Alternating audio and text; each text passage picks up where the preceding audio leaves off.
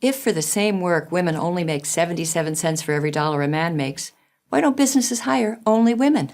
Wages are the biggest expense for most businesses, so hiring only women would reduce costs by nearly a quarter, and that would go right to the bottom line. Don't businesses want to be profitable?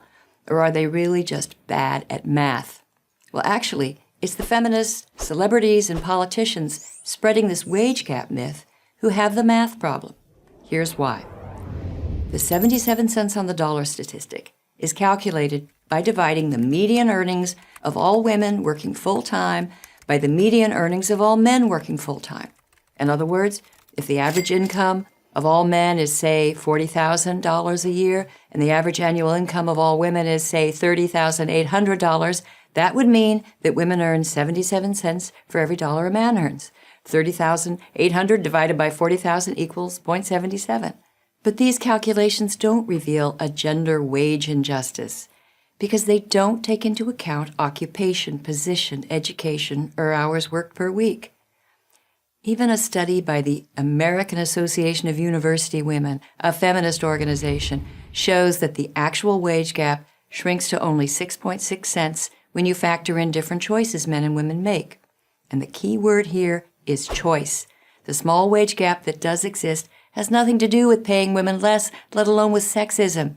It has to do with differences in individual career choices that men and women make.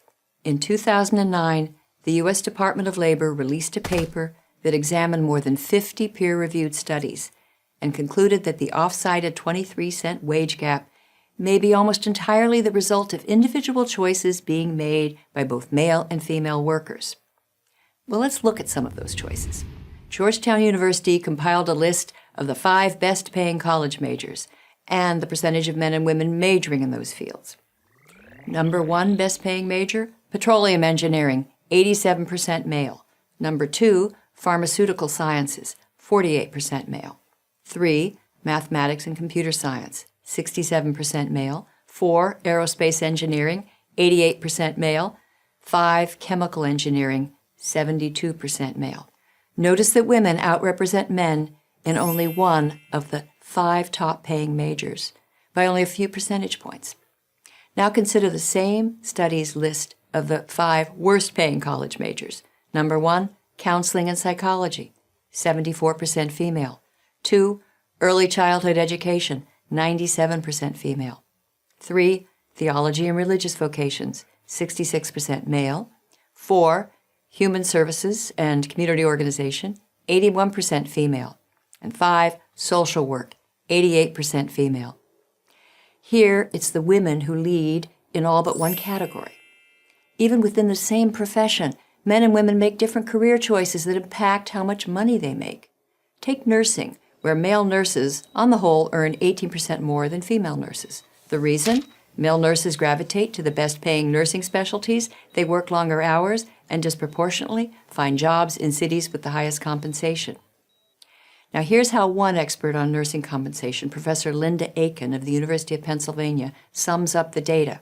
Career choices and educational differences explain most, if not all, the gender gap in nursing.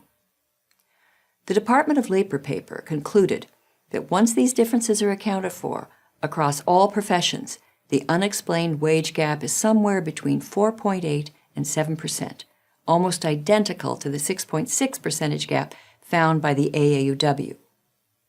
But why is there any gap at all? No one knows for sure, as both the AAUW and the Labor Department concede. There are so many variables that drive wages that no single study can cover them all. Few wage gap studies control for variables such as dangerous work environment. Men are vastly overrepresented, for example, on oil rigs. And here's another variable. Men are more willing and able to work long hours without advance notice.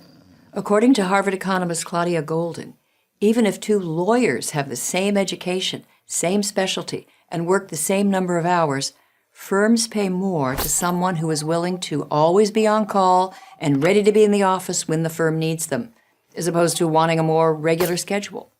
This isn't sexism, it's just common sense.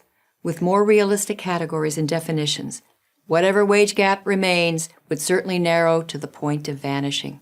So it seems that business leaders aren't bad at math simply because they don't only hire women. Those who claim that for the same work, women earn 77 cents on the dollar compared to men, on the other hand, are not merely bad at math, but at telling the truth.